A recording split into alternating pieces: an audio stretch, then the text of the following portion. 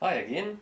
Tonight we're going to be making one of my all-time favourite dishes, mushroom risotto. It has to be some of the most flavourful, just in my opinion, the single best rice dish that you could make. So before we start, I've got several different types of mushroom I'm using tonight, including some dried porcini. I love to be able to get fresh, but unfortunately we can't here, so always remember if you're using dried goods that need reconstituting to put them on first. So what I've done is I've just added a little bit of boiling water to cover them, and I've had a plate over them for about half an hour. They might need a little bit longer, leave them as long as you can. And as we're using a stock tonight, I'm going to use the liquid that I drain off this as part of the stock. The other thing that we're doing is using some delicious pine nuts that we're going to put into the dish afterwards, and you want to just gently roast these before you get started. So in a dry pan with no oil, chuck a handful of pine nuts, and you just want to gently brown them.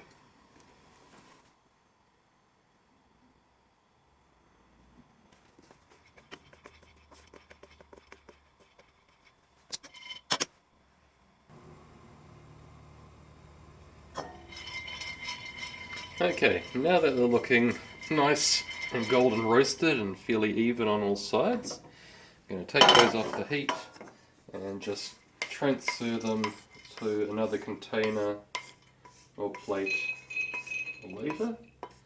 I like to use the same plate that I use for covering the reconstituting mushrooms, just to save a bit of space. Time for getting on to our main dish now. We want to, as you may have seen in my previous videos, sofrito our garlic and onion. So we want to put 2 tablespoons of good quality extra virgin olive oil into a pan, and a good knob of butter. I always find that about the same amount of butter as olive oil is good. Some people call for less, but I always think that butter gives a very nice flavour to your dish. Now, while you want this to melt, you actually want your temperature to be reasonably low for this. We're not frying crispy, we're softening. Now what I've got here is about the same quantity of onion to celery. Now the chopping on this actually matters quite a lot. You'll see finely chopped onion, finely chopped celery, and very, very finely chopped onion. And just add all of this to our oil mixture.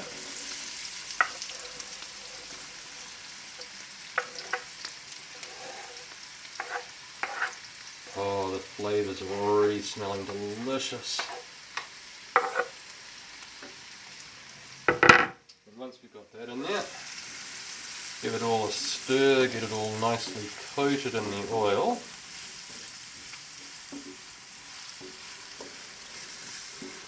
Look at that, so beautiful already. And you can see how finely everything is diced and chopped in here. Hopefully there's no large lumps unless I've missed something, and that's exactly what you want. Now, for those who might not have seen previous videos, sofrito literally means to soft fry something. So what you want to do is you want to cook the garlic, onion and celery very, very slowly for about 10 or 15 minutes until it's almost completely clear and cooked through, but not fried. You don't want any browning or any, especially you don't want any charcoaly crispy bits, as this will discolour your final rice dish. But you do want all of these flavour bases to be all completely mixed through and delicious. Right, so because this takes a while, you need to just stir it occasionally. And while this is going on, still got some oil left. While this is going on, the mushrooms we reconstituted earlier, we've made up here just over a litre worth of stock. Now you can use fresh stock, or you can do what I did and use OXO cubes.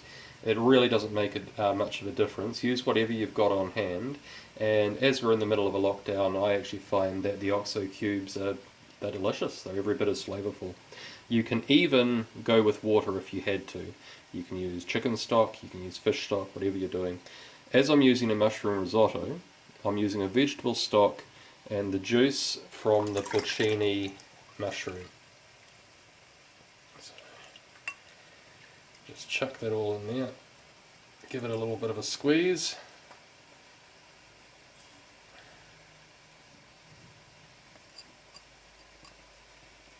Always with cleanly washed hands beforehand.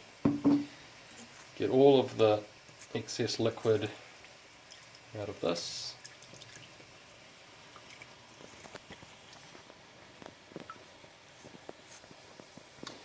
And then transfer this back into its container for later.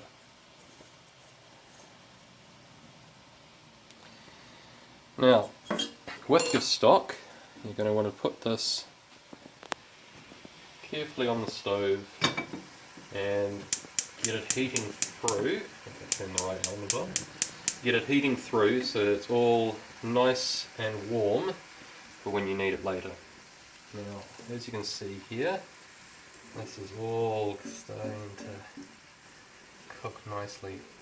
Truly, there are so many reasons why this is one of my favourite dishes, but the smells that fill the kitchen while I'm cooking this are simply the best. Now, while this is free-doing and you've got a bit of time, you want to prepare the next part, which is whatever flavours you want to be adding to your risotto bianca or your white risotto. And so for this one, we're making a mushroom risotto. So what I've done here is I've prepared the mushrooms and I've literally just ripped these apart. So we've got standard white mushrooms in here, white button mushrooms, and we've also got some shiitake mushrooms just to give a little bit of extra flavour and texture. Now we're going to roast these tonight for the extra flavour. So you want to prepare your pan, turn your oven on to 180 degrees. Don't need the fan on for this one. And give our sofritoing ingredients a bit of a stir. As I said, very important, you cook them slowly so there's low chance of them burning, but you really don't want any burning or coloration, so make sure you pay good attention to that. Now, give a good few lugs of oil to the bottom of your pan, oven dish. Get this all nicely coated.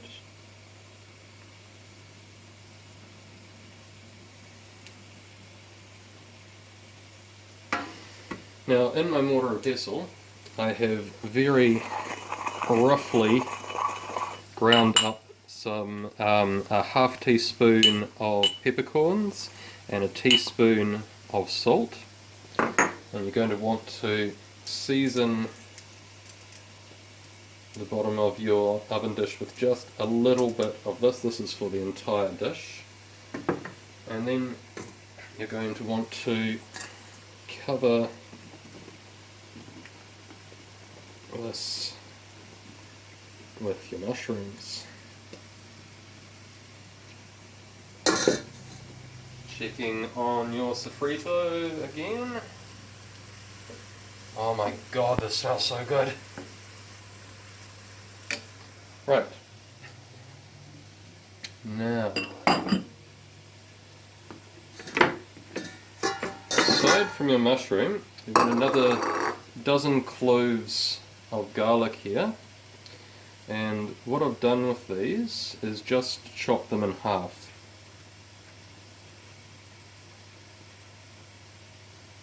Spread your mushrooms evenly out across your pan, like so, and then distribute your garlic in amongst them.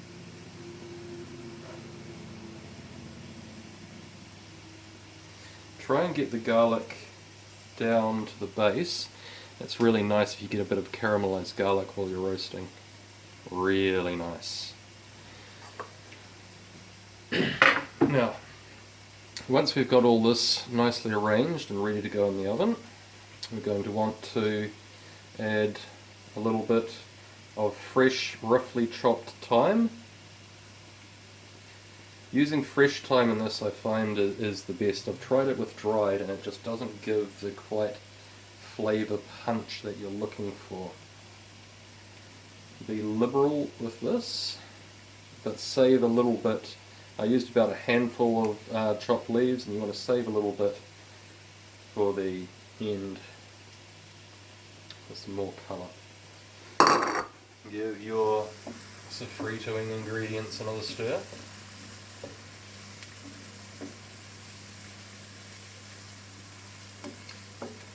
It's coming along well.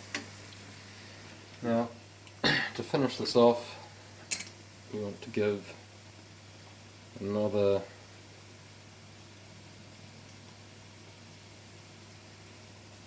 drizzle of oil and another light seasoning.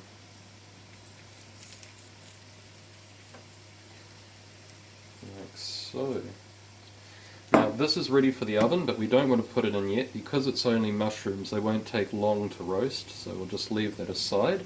Now with the remaining of the cracked pepper and salt, we now want to finely grind this for the risotto itself.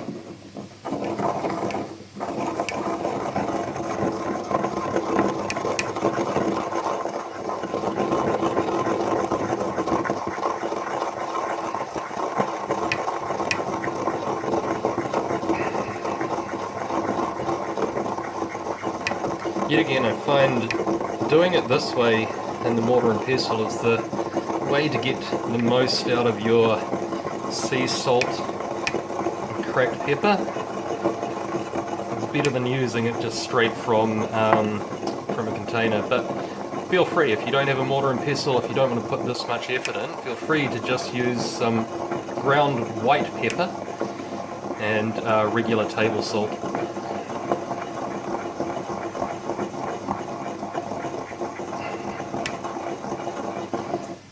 But this is getting closer to the consistency you want. Remember to keep an eye on your sofrito. Oh yeah, this is getting good. This is almost done.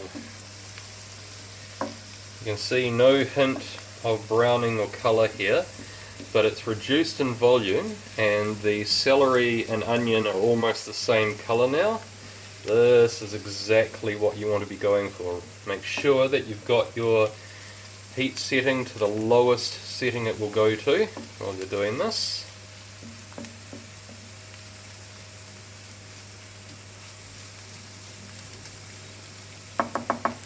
Alright, that's got about another 5 minutes to go. Just got a little bit more to go. Alright, I'm going to finish up here and come back to you when we're on to the next stage. So now that your sofritoing garlic, onion and celery it's starting to look like this, it's almost a homogeneous colour, and you're just starting to see bits of garlic almost browning on the bottom. You want to keep it moving, make sure you don't get any browning, and we're almost up to the next stage. Now, just chucked the mushrooms into the oven, start them roasting. Now, one thing I'll say is this is a dish that requires a wine, a white wine. Now, I like to go for something that's fruity but not too sweet, so tonight I've chosen a Select's Pinot Gris, and the wine that you use in your cooking is a perfect pair for the wine that you want to have with dinner. So you might want to get 2 bottles if you're having guests, or whatever you feel like drinking. Well, you can put it aside for later. We want to measure out 400 mils or 2 wine glasses of the wine, and let's have a look at our sofrito. Yeah, this is perfect. This is fully cooked. It's taken about 15 minutes, and you can see it's almost a mush. All of the fibres in the celery and the onion have all broken down, it's all fully cooked through and see-through. This is exactly what you want, and it is time to add your rice. So you got 400 grams of short grain borio rice here. Now at a pinch you can get away with whatever rice you like, but a borio is traditional, so that's what we're going to go with tonight. I have rinsed this just to make sure that there's no dirt or impurities amongst this. I'm going to chuck this into the pan and turn the temperature back up, and we're going to just very briefly stir fry this. Now you want to make sure that your stock is warm. You can see that it's just steaming away there, which tells me it's at the good temperature. You do not want to be working with cold stock with this, because you'll be slowly adding the stock and you don't want the cooking to stop with every ladle that you put in. So give this a stir through. Now what you're looking for here is, you see how the rice is all perfectly white. You want to stir fry it till it just starts going a little bit clear. I hate to say it, it kind of looks like maggots, so they've got clear back ends and white heads. So it does not take very long at all, so just keep this moving. The next bit is one of my favourite parts of cooking the white risotto. I've almost got this here.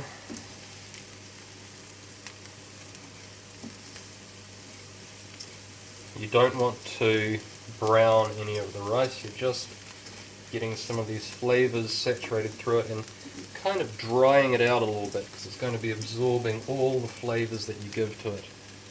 Now I don't know if you can see here, but the rice is just starting, some of it's going a little bit see-through. This is what you're going for, and as soon as you get it to this stage, the very next thing you do is to add your alcohol right at the start. This cooks off all of the alcohol and leaves you with nothing but the delicious flavours. Oh my god, the smells that come off the moment you put that in. There's a reason why this is my favourite dish to make. So the next bit requires close attention for the next while. This is what can make or break your risotto. Now I've seen famous chefs like do risotto in a pot and just chuck it all together and boil it through, and I can only imagine that, aside from the fact they're famous chefs, that it comes out more like porridge than risotto.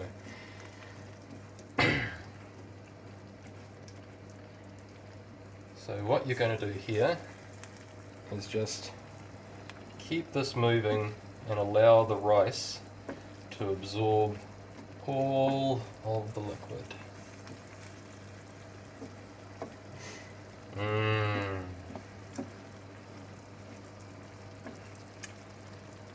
Now, look at the technique I use. I use a wooden instrument so that I'm not breaking or crushing the rice as it gets soft, or any of the other ingredients. And I'm pulling back in from the edges and massaging all the starches out of the rice. This will help sort of bind your dish together and make it the perfect texture that you want at the end.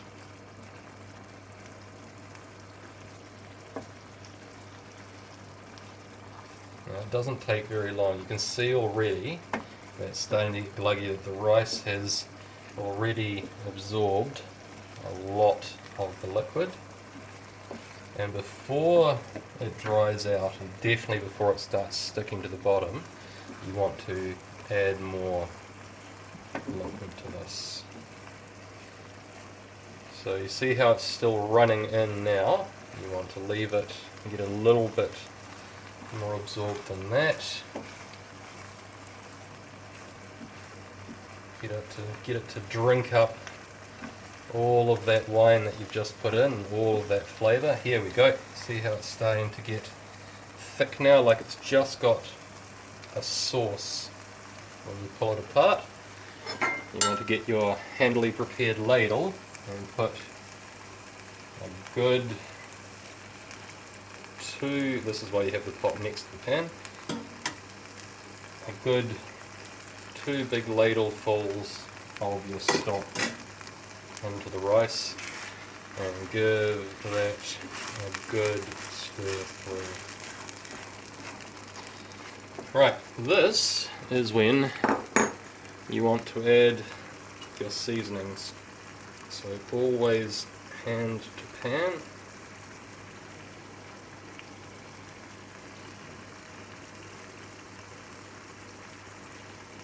That's about enough there. You can always double check later, but that feels like about enough seasoning for me.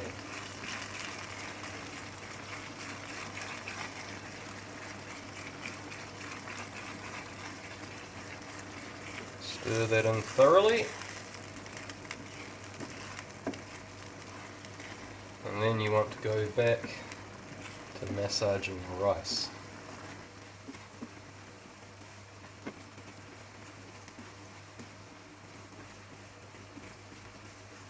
Delicious.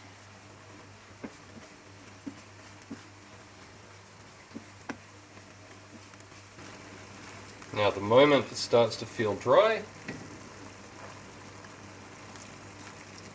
add another ladle or two of stock.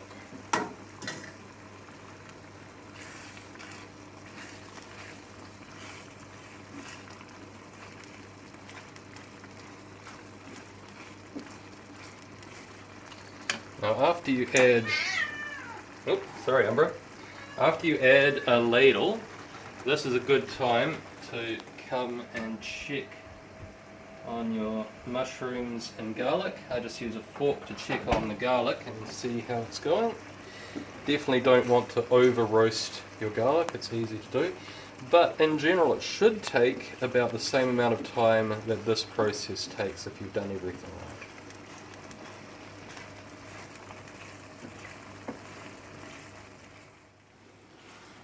Now that you've been gently massaging your rice for a good 10 or 15 minutes now, you can see that it's greatly increased in size and you're starting to get a lovely sauce-like consistency going along with your rice, and we've just about used up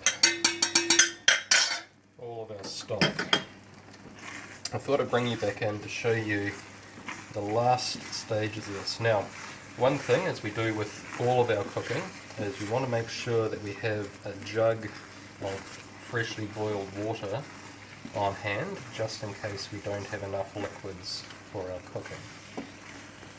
Now, as you can see just by that approximate ladle's worth of liquid that I just added, it gets absorbed very quickly. Even at this stage, the rice is still just drinking up whatever liquids you can throw at it.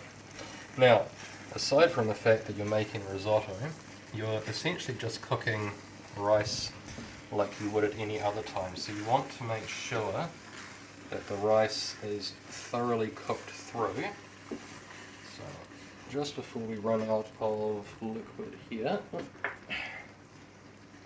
I will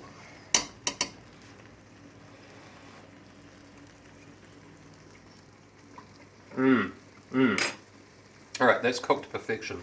What you want is you want your rice to still have a little bit of a bite to it. You know, you're not turning this into porridge. You don't want to mush.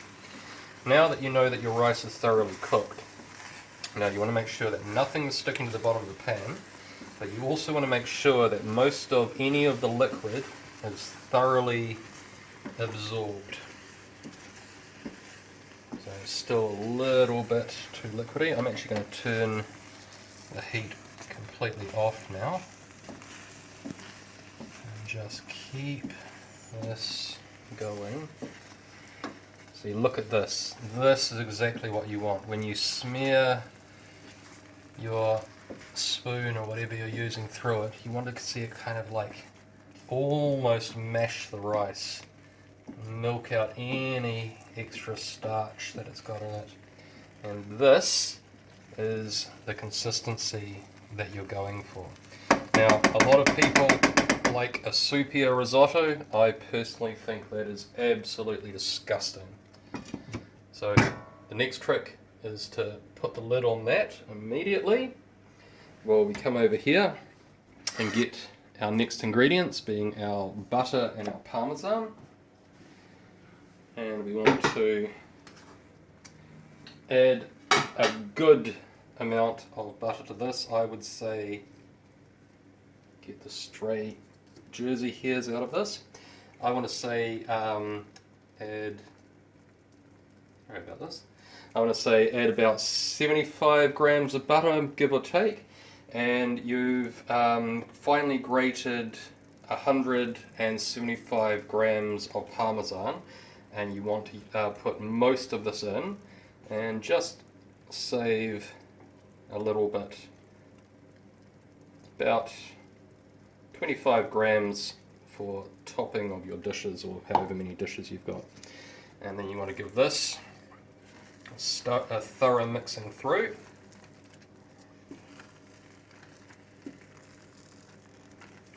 Like so. Oh my god, this is so good. Now, don't worry too much. You are going to be stirring this again before you're finished. But this is essentially your white risotto, your risotto bianca, almost completely done. Now, the very last stage that you want to do is you want to cover this and you want to leave this for 5 to 10 minutes, which is conveniently the amount of time that you need to finish preparing whatever it is you're going to use as a topping, in this case the mushrooms. Right, so we've done the next stage. So we've taken our roast mushroom and garlic and I've sectioned off about a third of the mushrooms, including 6 pieces of the nicest garlic. Now this is, you can tell when it is perfectly roasted because it's squishy, you can see it coming out and it's caramelized golden on the bottom. That is exactly where you want to roast your garlic to. With the other 2/3, I've finally chopped this up. We've got the remainder of the fresh thyme and the roasted pine nuts from earlier. Oh, look at that cheesy goodness. I want to carefully take our lid off and pretty much just add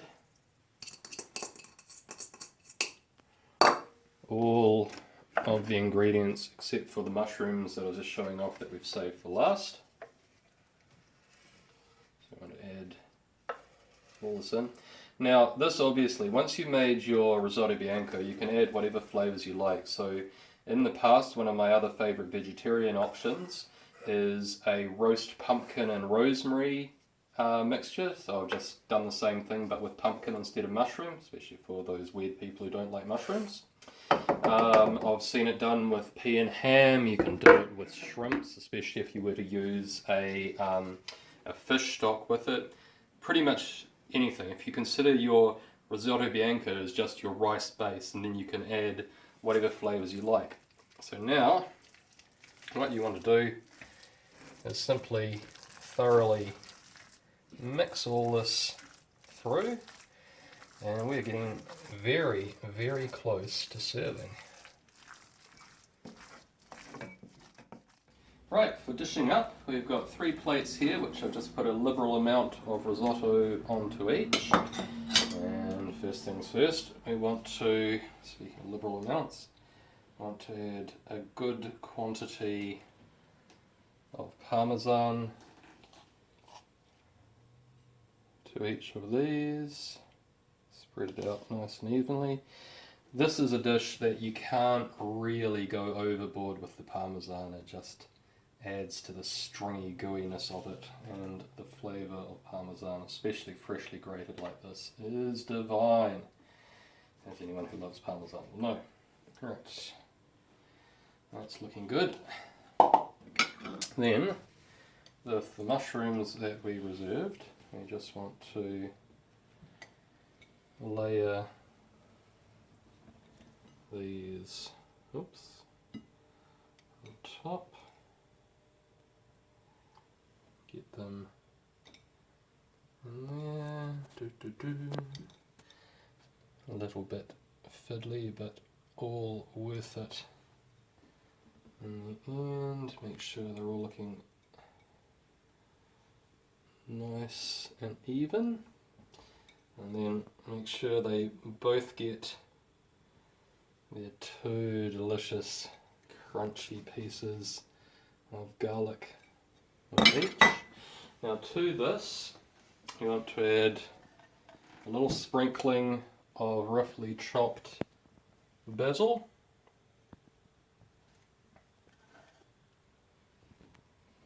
on top. Sticky stuff that it is.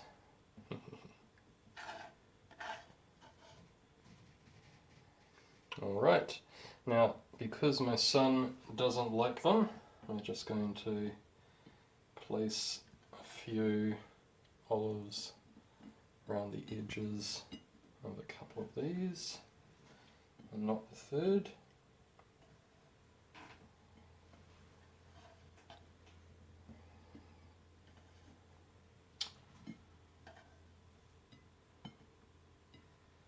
Like so, and we'll arrange these a little bit neater.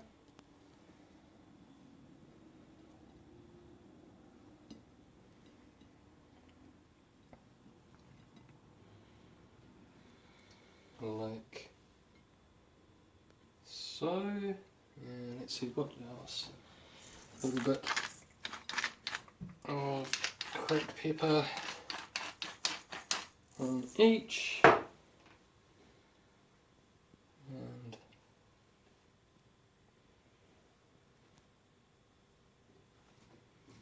a nice little basil bushel just to finish off. There we go, we have mushroom risotto for three, cooked from home. Bon appetit.